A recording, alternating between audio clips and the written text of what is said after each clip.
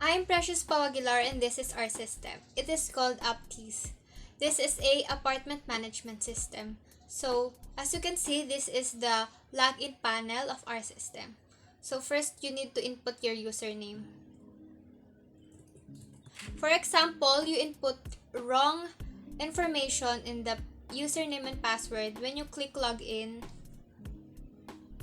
may lalabas na invalid login details. Once you click the OK button, kusang magre-reset yung mga nakalagay na information.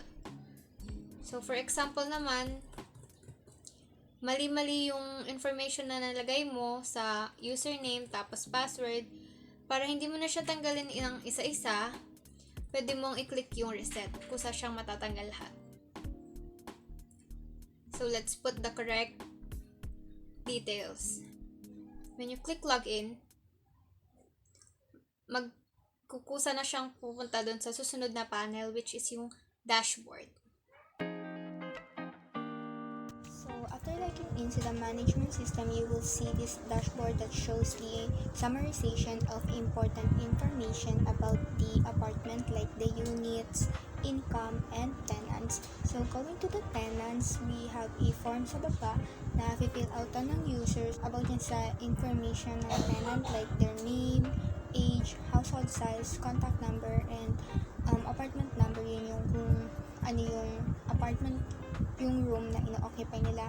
And kapag pinindot yung add, lalabas yan in a table style.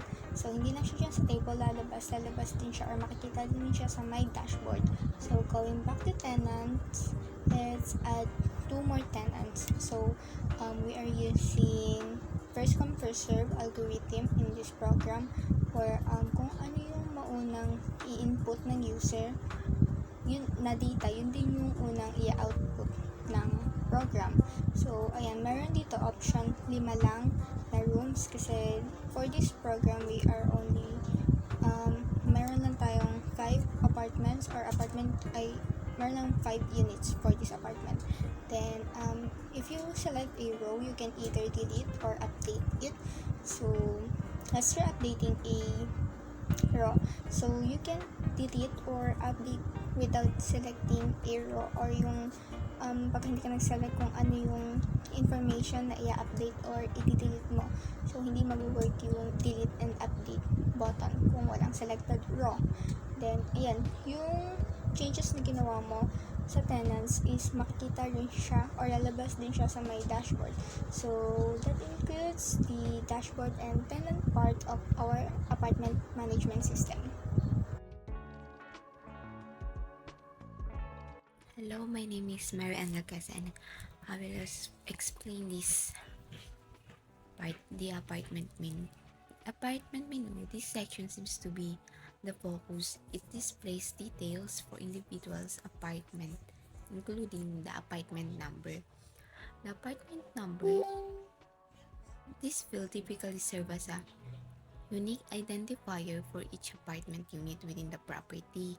It helps the landlord to keep track of individual units. Next is the description. The description field provides the additional details about the apartment. Example, 2 bedrooms, indicating that this particular apartment has only 2 bedrooms. Next is the rent. This field naman specifies the cost associated with renting the apartment. For example, apartment with number 1, the rent is listed as 10,000. Lastly is the status field, indicates whether the apartment is available or already occupied. You can updated it if the status is occupied or available.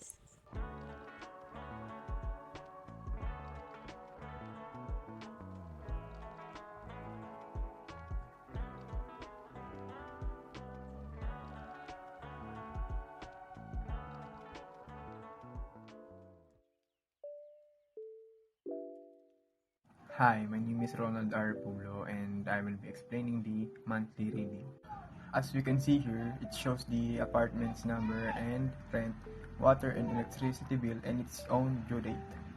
The landlord or the admin has the access to manage the rent, bills, and due date on each room.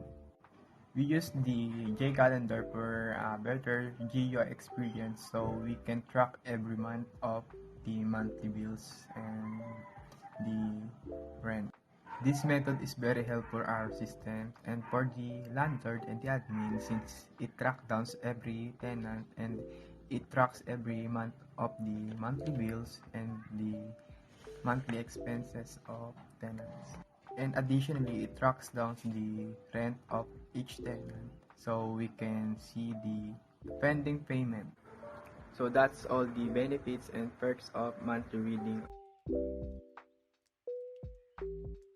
Hi, my name is Romar Panat. Once we click the payment, ang makikita natin ay apartment number, apartment rent, electricity bill, water bill, date, and the total. Sa left side naman, makikita natin yung apartment number, apartment rent, electricity bill, water bill, and the date. Yan. Tapos yung cash pay. Sa cash pay, kung magkano lang yung ibabayad natin. Pili natin sa apartment number kung anong apartment number ang gusto natin.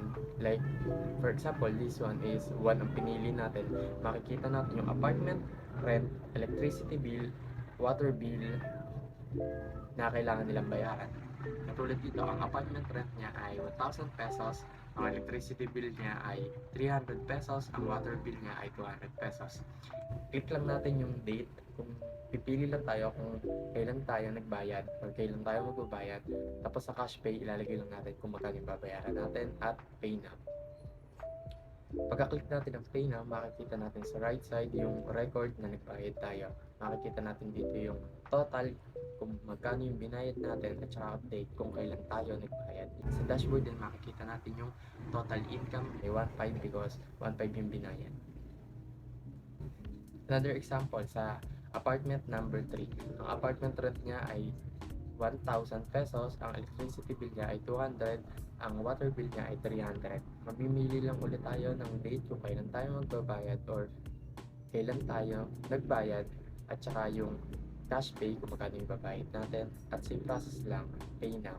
Tapos makikita ulit natin sa right side yung record ng binayad natin at saka sa dashboard. Once we click the log out, the system will ask us if we are sure that we want to log out by choosing yes or no. If we click yes, idadirect niya tayo sa login page ulit. Yun lang para sa apartment management system ng Aptis. Thank you.